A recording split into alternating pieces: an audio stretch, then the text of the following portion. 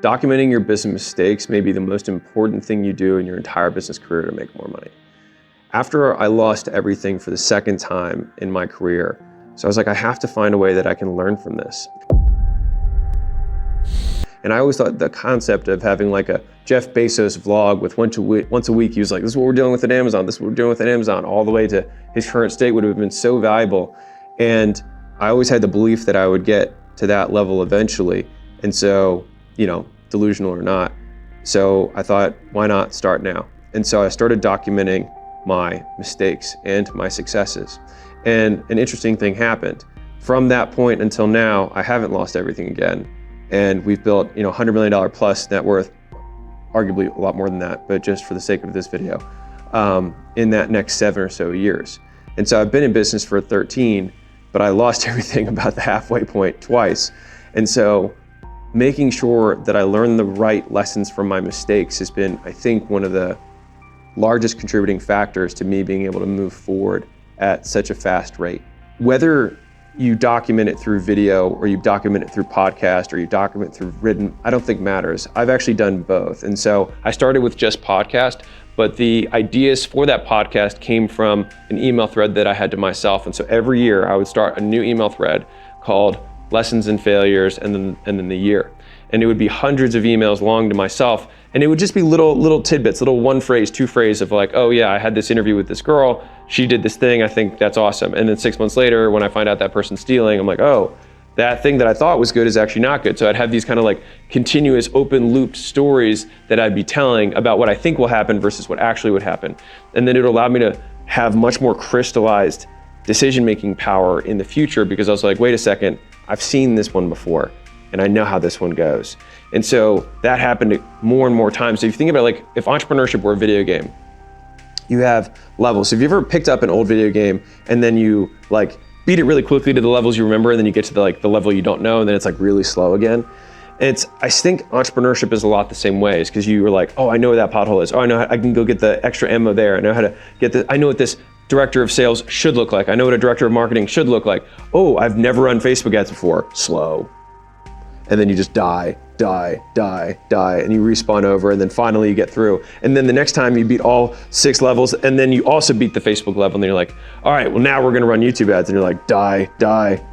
And so I see entrepreneurship a lot of the same way, but if there's so many things that are happening every day in business that if you don't have a way to crystallize the knowledge, to document what you've done, it's like you don't develop this repertoire, or at least for me, not as easily. So the nuance of what I remember, it fades, right? I don't remember like, what was the big breakthrough here? I'm like, I just know that it worked, but I want to know why it worked, so that when a new situation comes up, I can know how to increase the likelihood that it happens again. And so nowadays, I publicly do this stuff through shorts and longs and tweets, but fundamentally, the thing that got me into doing it in the early days was the side benefit that people would watch it, but the primary benefit that future me would be able to reference back to this thing and know where I was at that time, what I was struggling with, what beliefs I had. And that was probably the one that was most interesting, was, hey, if there was a period of time where I was crushing it, how was I seeing the world, and is it different than now? So it's almost like having a time machine.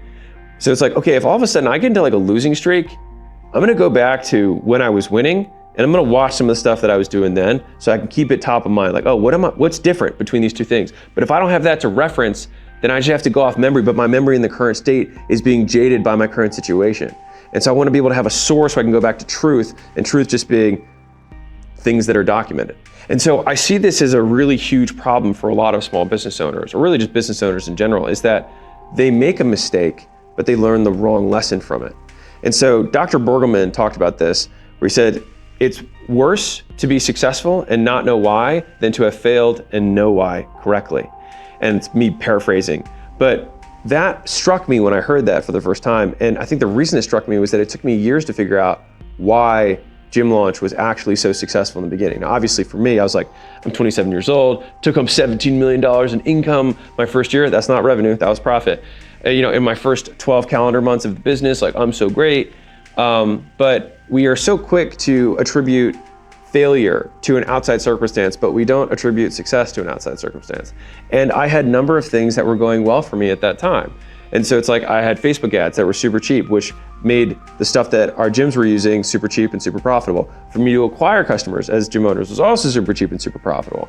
And so I had these things that were working, I was like, I'm just such a good marketer, but it wasn't that, right? I mean, because years later when that arbitrage disappeared, right, it's like, is the same thing happening, right? And so what happened is that Gym Launch had to evolve from an arbitrage business to one that won off of execution.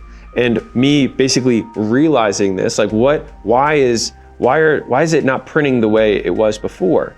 It's like, oh, it's because the context has changed. And so I became a much better entrepreneur despite the fact that the net income went down.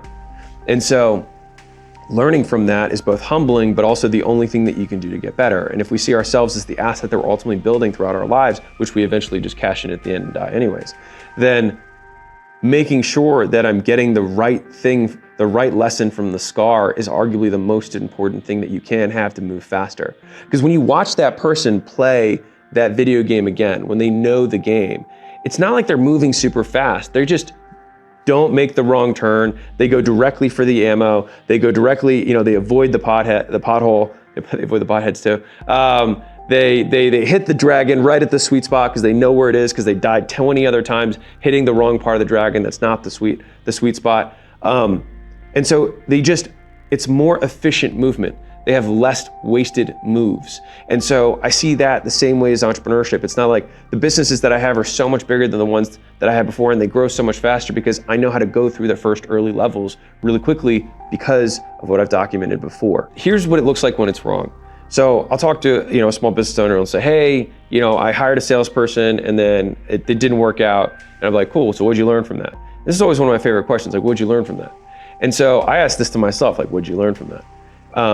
And so with this particular individual, it's just like, well, no one can sell like I can sell. I'd be like, well, I think you might have learned the wrong lesson from the mistake. And like the only thing worse than having the mistake is learning the wrong lesson from the mistake, because then you're bound to repeat it again. And so a fool never learns from their mistakes. A dumb person learns from their mistakes eventually. A smart person learns one lesson from a mistake. A very smart person learns multiple lessons from a mistake. A wise man learns from the mistake of others. The wisest man learns from their successes too. And so the idea is, if we think about that as a continuum of how we can move more efficiently through life and get more for every move, it's making sure that we're like that person playing the video game, that when we go back through, we know what potholes to avoid. Because imagine if you played the game and you're like, oh, I killed this guy because I hit him in the sweet spot, and you thought the sweet spot was the wrong lesson. And so I actually see this happen a lot. I think it's one of the most common mistakes that happens in entrepreneurship, is that people just extrapolate their current view of the world over the mistake. But fundamentally, the people who are better at business see business more clearly. They can recognize the mistake more easily. And they're correct because they have a high predictive power, meaning if they want this thing to happen again, they can predict that it will, or what it would take to make the dragon die, because they had the right thing, which is, it's actually not the spot or the arrow, it's both. You're like, right? And only somebody who's lived through both of those experiences, well, the next time they came with the arrows that were right, they hit at a different spot, it didn't work either. So you're like, oh, it's the combination of things. And oftentimes it's not one thing. It's two or three things that have to happen at the same time for the outcome to occur. And so like when I started Alan, my third company that I was CEO of at the same time, you can already tell me smiling because of the obvious mistake that I was making. Alan was a hard business. It was I'd never been in software before. I'd never developed software before. I'd never had engineers before, product design, UX. I didn't know any of this stuff. I was like, I just know that I knew the problem, and I knew I had product market fit because I knew exactly what needed to get built. And I knew I had a whole audience that I could sell to. But here's all the lessons that I learned from that. Hey, and if you're in the early part of your business career, avoiding mistakes is one of the most important things you can do in order to move faster. Not to say that you're not going to make them, you're going to make a ton of them, but ideally you want to make ones that you can't avoid rather than the mistakes you can avoid. And for people who are just getting started in business, I run something called the School Games on school.com/games. And in there, I take calls, I help people build their first business on the platform, and you can start for free. All right, so if that's at all interesting, you can go school.com/games. One is software is hard. Second, that you don't want to get into a features war with competitors. Like competitors in software that can easily copy any features you have. And so you want to have other things about your business that give you more of a moat that protects you from just a race to the bottom and a features war. Probably the biggest lesson I learned from it was, yet again, another lashing from the woman in the red dress. The reason I'm so vehement about the woman in the red dress is that of all the mistakes that I've had to learn, she has been the sneakiest and the most devious of them, and the one that I've had to learn the same lesson over and over and over again. And I would say to a certain degree, I'm ashamed of that, of how many times I've had to learn not to pursue the one in the red dress. And it's like, because every time, now she's black, now she's Asian, now she's white, and now she's tall, now she's short. Sometimes she's wearing a short dress, sometimes it's not red, it's maroon, sometimes it's, faded mango for the color. But every time I'm like, no, this time's different. And you can probably tell, like, if you have that friend who dates the same girl over and over again, they're like, no, this girl's different. You're like, dude, it's the same thing. It's like super pasty work girl, super tatted up, dad issues, whatever, right? It's like you'd run the same playbook, man. Like, this is obviously not work for you. Obviously, I also have no issues with anybody who looks like that. I'm just saying as an example. And the main lesson that I learned from Alan was that it was the only argument that Layla and I have ever been in. It was actually a business argument, which I find hilarious. And she just didn't think that we had the bandwidth to bring on another company and do it. And I argued that she needed to think bigger, and that we had to take big swings and all of that. And I ended up just steamrolling her. And it was a terrible decision for a number of reasons, but one of the biggest ones was that my operator wasn't on board. Even if she wasn't my wife, the person who was going to be running this thing wasn't on board with it, and was telling me, shouting at me quite literally, that she was so spread thin with the current businesses that take on something else one of them would suffer. And so that's exactly what happened, right? And so it had nothing to do, and like, maybe if I had only done that, then we would have grown it, and it would have been a gazillion dollar thing. There's nothing wrong with the concept behind the business. And oftentimes, there's often not something fundamentally wrong with the concept behind the business. Like, you have some service or some problem that you solve for some specific customer. It's just all the other stuff, right? And being able to recognize, oh, that is not what a sales director looks like. But until you hire that person, have them, spend 6 months wasting leads on them and then having them fail, and then hire another sales director, and again, 6 months of not growth because they're not closing the way they need to. And then on the third one, you finally find it. You're like, oh, this is what a sales director looks like. This is what a sales director does. And then guess what happens? Is that from that point going on in your life, you know how to beat that level. And so you quickly put the right sales director in your second company, your third company, or whatever it is, or a new division in the company, because you know what it looks like when it's right. And so I think making sure that it's like, okay, I know how to kill the dragon, because the sales director can't just be charismatic. They also have to have systems things, and they have to do both of them, and they have to care about people or whatever. And so it's not usually one or two things, it's usually a handful. And that's what makes business complex. And so trying to remember all of these little details is so hard that it became so important for me to document those things. And you get the double benefit when you document that you make content about it. And so you can both build your personal brand, if you're into that, and get the benefit of documenting the lessons, which is the real benefit as the entrepreneur. And I find it interesting because a lot of business owners who make content ask me, how do I come up with content ideas? And I always found that such a silly question, because I always have so many things to talk about. And I think it's because the easiest thing to talk about is the news. You just look at what's going on and you make commentary on it, which is why a lot of channels or people over time just divulge into just news reporters with commentary. But I don't think that's the right way to do it. I prefer to talk about my news, because life is always happening. And so I also have problems. And so unless you have no problems in life, which I don't think anybody watching this has no problems in life, you talk about the problems that you're dealing with right now and how you're approaching them. And you can also just do it in arrears. Like if you don't feel like being vulnerable, fine. Because sometimes there's things in business that you can't, if you have employees, if I'm dealing with Daniel who's behind the camera right now, and I'm like, I got this problem with this videographer, you know what I mean? Then like, I probably can't talk about it right now, right? But if I could talk about it literally, if we solve something and then 3 months later, I say, hey, Dana and I were having this beef, but we figured this thing out. It's totally cool, right? And so we just talk about stuff. You talk about a little bit in arrears, and that way you're not risking anything, client relations, whatever. But you just talk about your news rather than the news, and you'll always have source of content, and it'll allow you to document your business mistakes and successes so that you learn the right lessons. And so let me tell you how powerful this is. So I had dinner years ago with an entrepreneur who had exited a company that was an e-commerce company. And he had made the majority of their sales on Amazon. This is the early days of Amazon, when you could pretty much just list a product and it would just grow, because there was reviews hacking and there was all sorts of stuff. And so we had dinner with this entrepreneur, and I remember him saying this. He said, isn't it crazy that you could never have a business that's successful ever again? Like, this could be the most successful business you ever have. And it was because he attributed everything that he had in his life to the luck of things working out, in tandem. And the reality was that for him, that was true. And for us, it was also true. But we had crystallized the knowledge because we had wanted to study what made us successful. And so since that point, he has not had a business that was more successful than that first one that he had. We have had every one since be more successful than the first one that we had. And the difference was, did you document the lessons? Or are you just playing a video game that's the same game, but you're acting like a new character, like you've never played it before, because you never wrote down what you were supposed to do when you got to the first boss or the first pothole. And I think it's just as important, like I said, to study your successes. And so like our supplement launch for Prestige Labs was probably the most successful launch in terms of like cleanliness, like no problems of anything we've ever done.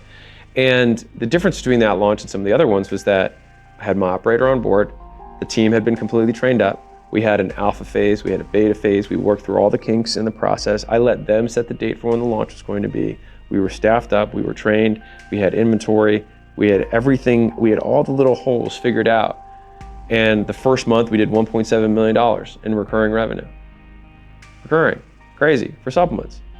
And so the crazy thing about that was I had learned from the mistakes that I had done before. And so I was like, how can I not make those? And also, this worked out well. How do I make sure that I repeat successful actions? How do I make sure that I check every one of these boxes the next time? Because nothing feels like success, which is one of Layla's favorite sayings. She's like, well, we have to remember that it took us a year to do this.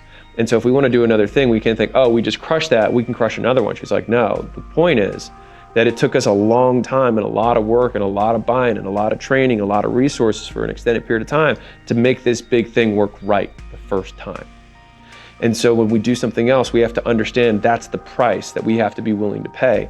And having that context, you think, wow, okay, I know to beat the next level, it's gonna take me 2 hours, but mom wants to go to the grocery store, so I probably shouldn't start that level right now because I'm not gonna be able to finish it.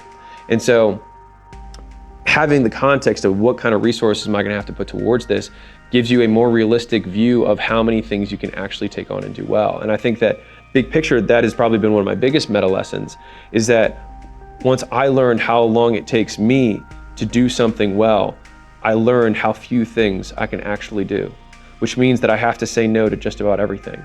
Even if, and Steve Jobs was famous for asking his executive team this, he said, what have you said no to lately? Because he didn't want people to just say they're focused. The focus is everything you turn away from. And he said it's not just turning away from bad ideas. It has to be an idea that you in your bones desperately want to do and still choose not to because you said you were going to stay focused on the one thing that mattered most. And that has probably been one of the hardest lessons. It's the inverse of the woman in the red dress for me. Because there's so many things in like the business world that I want to do, I want to try, but knowing how much work it takes to make one thing work very well, it's just taken me a very long time to learn this, is that you just can't do many. You have to learn how to say no. And once you do start the game with all the lessons, you zoom past all the levels and you get to the hard part, which I call the virgin territory, right? Now it's, how do I hire a CFO? How do I do a business transaction? How do I take on debt in a way that's responsible? How do I scale to a new acquisition channel? How do I go from 5 salespeople to 50 salespeople? Like, what is that process? What does a career path look like for a salesperson? What does a career path look like for customer success? Like, is this customer support or customer success? Like, where do I find a good IT director who can actually integrate all of our systems together? But what's interesting that I've always thought about this is that like, we were able to grow so quickly in Gym Launch. Sure, we had the arbitrage of the Facebook stuff that was happening, but I also came into it having run 6 locations with 30 plus employees and 8 sales guys. And so I was used to 30, 50, sometimes 100 sales a day on my team. And so if I went to, as soon as we started Gym Launch, I immediately went up to what my level of incompetence was, or my level of max competence, right? Equal opposite. As I knew what it was like to spend $1,000 a day. I knew what it was like to spend $3,000 a day. I knew what it was like to have 8 sales guys taking calls all day long. And so I could quickly scale to that, which is why we went from basically nothing to 26 million that next year, because I was used to that level of activity. We should have more zeros on the price tag, but everything else was the same. And one of the greatest parts about documenting things publicly is that you now become accountable to the lessons you claim you learned. And so I think that if you think about the benefits of documenting business mistakes and business successes publicly, is there's 3 things. One is you make it for you. And so it will help you learn the lesson better. And telling the story makes it stick. If you just try and remember a lesson, it doesn't apply. It's kind of like Elon Musk had this clip that I sent on a whole team, but he talks about how education is all wrong. They have a course on a wrench and they have a course on a screwdriver. He said they shouldn't teach that way because you don't have context, your brain can't remember it. But he said, hey, let's take apart this engine. Now everyone looks at the engine and says, oh, I guess we'll probably need a wrench. But now the wrench has contextualized the problem that it helps solve, right? And so when we tell the stories, it helps contextualize the problem that we're solving at the time, so that when a problem similar to that, when a girl with a red dress comes up and she's got short hair, you're like, okay, I have one of you guys before, had long hair, and the dress was, shorter, but I think you're related, right? And so you have the first benefit, which is that you crystallize the lesson. The second is that you're accountable to that lesson because there's people who are watching it who are like, hey, I thought you said that you didn't want to do a lot of these things. You can't be CEO of multiple things, right? Right, and so it holds you accountable to that. And then the third benefit is that you actually make money from it because people will identify with your values and your beliefs and say, hey, I'd like to do business with you. And that, if you see that as gravy, then you won't lose because you never did it for them to begin with. So instead of giving a non-answer to like, what's the one thing that you think you attribute a lot of your success to? I actually do have some answers. One is the time blocking thing that I made a video about the other day, which is like my productivity system or something, some YouTube headline. But basically the maker manager time, understanding the difference in those things. But the second is that, okay, if I can maximize my maker manager time, then I maximize the raw unit. But now I want to get the most for that time. And I think this, what I'm talking about today, with crystallizing those lessons, has been probably the second most valuable thing that I've done in my career. So I need to make time so that I can do the work that matters most. And then I need to document the mistakes that I made so that when I do that work that matters most, I'm actually working on the work that matters most. And so using the video game analogy, it's like if Alan were a video game and I'm trying to win at that game, then I've got a co-op player, my wife and business partner, who doesn't want to play the game. It becomes very hard to win when you're doing co-op and one player doesn't want to play or wants to win at a different game, right? And so there are a lot of lessons, not just that one, that I learned from Alan as a company, and I've learned lessons from every company I've had, but not being able to look back because it was so long ago would increase the likelihood that I am forced to replay that level again, because I wouldn't remember why I failed. So if you had to apply the woman in the red dress to a video game scenario, it would really be like trying to play two video games at the same time and win at both. Like, just think about how crazy it is. So like, there's two ways you can think about it. One is that you literally try and play both games at the same time, which obviously no one's gonna win. What's crazy is that entrepreneurs do this all the time. The second scenario might be a little bit more realistic, is that you're alternating between games. It's like one day you play this game, one day you play that game, one day you play this game. But if you'll notice that when you do that, you're kind of like rusty. You kind of like gotta like get yourself right back up to speed. Like your hands gotta like, you gotta learn the key. Not like, you're just rusty, right? You gotta get it read up or sped up. Now do that with 3 games. And you're playing one game, A, B, C, A, B, C. Well, imagine the guy who's just playing on A. That guy's your competitor.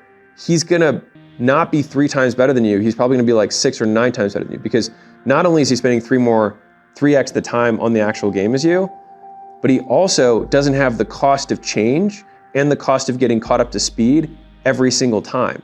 And so he might be 6 or 9 times ahead and you're like, how is this guy beating me? It's like, because he's not doing anything else. And so I like to think like, how would I play this game if I had to win? Like there was no option for failing. Well, I definitely I wouldn't be playing any other games. I definitely would orient my entire life around the video game. I would definitely make sure that like food was brought to me, drinks were brought to me. I'm, sleeping optimally. I've got everything that I need, my lighting, all that stuff would be optimized so that I could just play this game. And the people who make the most money in business call it the game. The reason the show is called The Game is because I think everyone is in the game. It's just that a lot of people don't know it. And so as soon as you realize that you are playing a video game with money in business, then all the same rules apply. And you want to have your prima official strategy guide next to you of all the lessons that you've learned along the way. It's just that this game has way more than 10 keys on a keyboard and way more players because everyone in the world is playing, and there are no rules besides not going to jail. And so you have a true open world game with real stakes and players that have been playing for 60 years who are competing against you. And so I just want to do everything in my power to make sure that I increase the likelihood that I can win. So if you aren't documenting your successes, start. If you aren't documenting your failures, start. You can also not. Doesn't really matter. When I didn't do it, I made a lot less money. When I started doing it, I started making a lot more money. And so I would say do it whatever way you can. If it's just Twitter and tweeting it, or if it's an email chain to yourself, or it's an audio message to yourself, or just when you're driving, whatever version of that it is, as long as you make you the main audience, then you won't worry about the reviews, you won't worry about the performance. You'll just get better at it.